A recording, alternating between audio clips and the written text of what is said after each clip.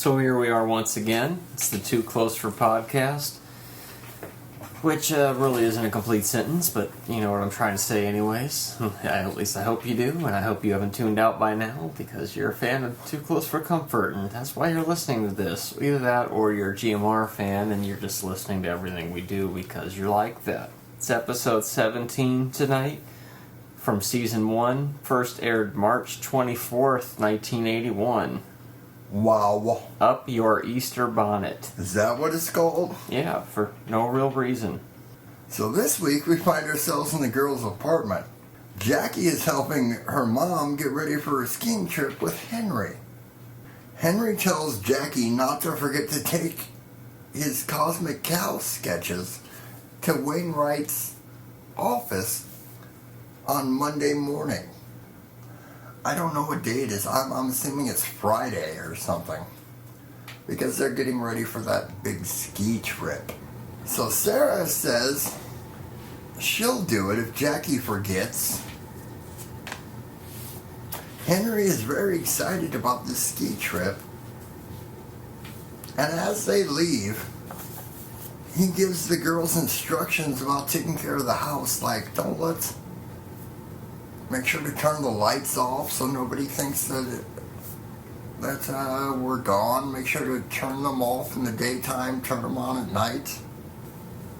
Yeah, research shows that this is Easter week, at least in this episode. Okay. That's good to know. So later, Monroe shows up with his suitcase and wearing a suit and a tie, because he's getting ready to go to Miami to surprise his parents because it's spring break.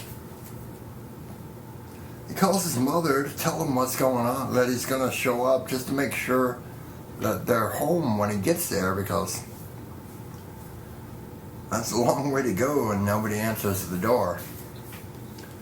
But she tells him that don't bother to come because your father is his hair's growing back and he doesn't have ulcers and he's not ready to kill himself, because being around Monroe apparently is killing his father. None of that's in my notes, but you remembered it. Yeah. In Monroe, so he can't go to Miami now, and he has no place to stay because his roommate told him, get out of here because I'm going to be spending all this time with my girlfriend and we're going to be doing stuff apparently. So Monroe has no place to stay. So Sarah comes up with an idea. Hey, you can stay upstairs because our parents are going to be out of town for the whole week. I'm assuming it was a week-long trip, right? Easter week. Oh, okay. So Monroe's upstairs, getting ready for bed, and he's fluffing a pillow, which explodes and sends feathers everywhere. Just then, Henry and Muriel show up because their ski trip has been... There was no snow. Something screwed up the ski trip. So they come back. You know where this is going, folks. So they find Monroe in the bedroom with the feathers everywhere. So they kick Monroe out. But the girls show up. And they say, hey, Monroe doesn't have anywhere to stay. So he can stay on our couch downstairs. But Henry, no, he doesn't like that idea. So he says Monroe can stay in that spare bedroom that we never see. And never will. And never will. So Monroe grabs his sheets that he was getting ready. He was going to make the bed apparently. So he grabs the sheets, the bedding. Let's just call it bedding. He grabs the bedding. But he had set that on top of Henry's drawing table and picked up the drawings that Jackie is supposed to take to Wainwright's on Monday morning. Wonk wonk. So he picks up those Cosmic Cow sketches and goes to bed, leaving a huge mess in Henry and Muriel's bedroom. That's Act 1. So the next morning, Monroe, he's rushing downstairs in his trench coat. He's wearing a trench coat, and he's pounding on the girl's door, calling for Sarah, so that they let him in. And he tells them he made his bed in the dark and ended up sleeping on the drawings, on the Cosmic Cow drawings. So upstairs, Henry's thinking they can still go on the skiing trip, and he wants breakfast, but he can't have any breakfast because Monroe ate all the food the night before. So he's going to go out to a Waffle House or someplace. I don't know where he's going for breakfast. So before he leaves, Henry tells Muriel to remind Jackie to deliver the drawings to Wainwright's. Muriel says that they're not on the desk, so she must have already picked them up. Later, Muriel has made reservations for the ski trip.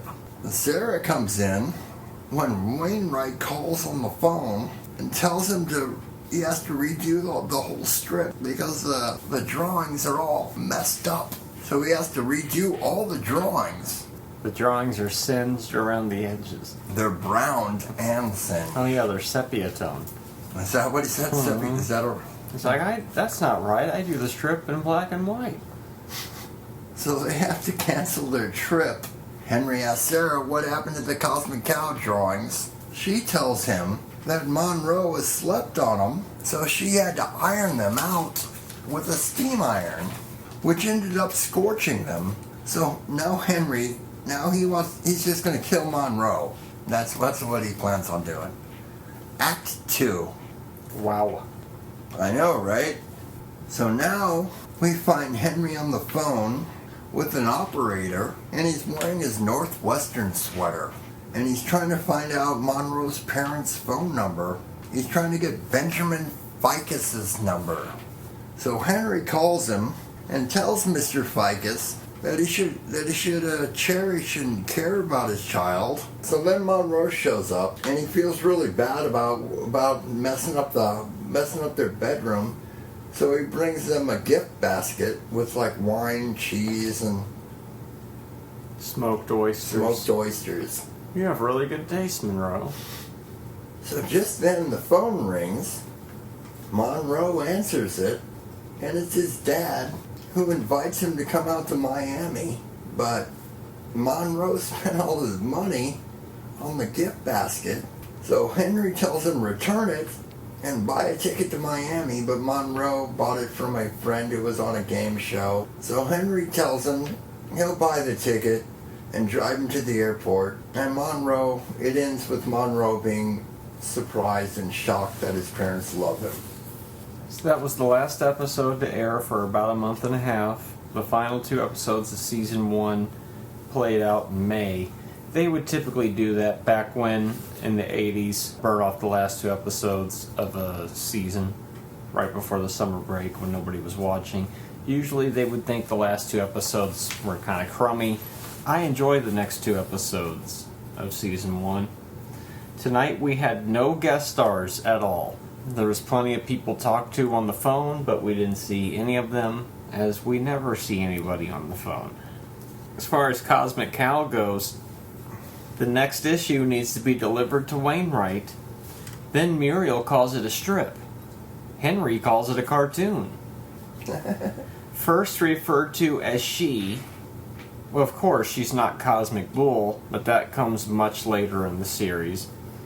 Henry's wearing his Northwestern sweater again that we last saw in the Centerfold episode 2 weeks ago. That's unusual. Usually the sweaters are one time and done. But what's not unusual is Monroe showing up not wearing stripes and then wearing stripes later in the episode. Muriel yells out the window. There's nothing going out the window, but she's yelling out the window. There's a window scenario. Yeah, when the cops show up, almost immediately. Oh yeah, I didn't even mention the cops. They thought Monroe was a burglar, so they called the police, people responded very quickly. I mean, before the commercial break even. Well, when you use that red phone. Now, as far as these one-sided phone conversations, there were 7. 7. That's a new record. Wow.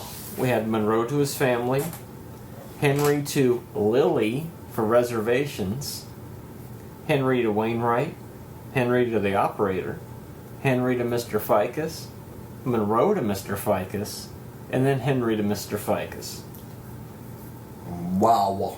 Right up next to that is 6 genuine instances of Henry pointing at people, sometimes while on the phone, sometimes while wearing the sweater and being on the phone. It's kind of like they thought this might be the last episode, but let's pull out Let's get it all in there. All the stops. No mention of Monroe's motorcycle yet. That's coming soon, but Monroe's roommate was mentioned again in this episode briefly. His roommate with a girlfriend. Mm-hmm. The intro was the same as last week. We got to hear the 1-note music cue this episode, and this was the first time we got to hear the 5-note music cue. I did think next week was the first time, but in rewatching this one right now, before the podcast, I noticed this is the first time, the 5-note cue. So we got a 1-note and a 5-note. And the 5-note, yeah. I'm going to give this a 3 on a scale of 1 to 5. The bizarreness. What is in Monroe's suitcase? I mean, there was a bottle of salad dressing, among other things I saw in there. They were like, he had like 15 balls and a ping pong paddle. You're going to need that when you're in Miami. This is what I call the first plotless episode. It's more like a series of random events. Lots of Monroe bumbling, and we discover that Benjamin Ficus is Monroe's dad. Another one of those names. I think we will meet Benjamin Ficus eventually, and I don't know if his name is still Benjamin Ficus. We'll have to remember that and see. Okay, we're almost done with Season 1. Next week, the penultimate episode of Season 1. I think that's what next to last means. Cosmic Cow versus the Oval Office. Henry gets fired from work over a political Cosmic Cow issue. Muriel then goes back to work. I don't remember that one at all. All next week. You can hear my show on Stitcher. Stitcher is radio on demand. Download the free app today. Listen anytime, anywhere. Create custom playlists. Rate and review my show on Stitcher. And over 4 million car dashboards. On demand and on the go. No downloading, no syncing, no wasted memory. Stream your favorite podcasts. Don't have Stitcher? Download it free today at Stitcher.com or in the App Store.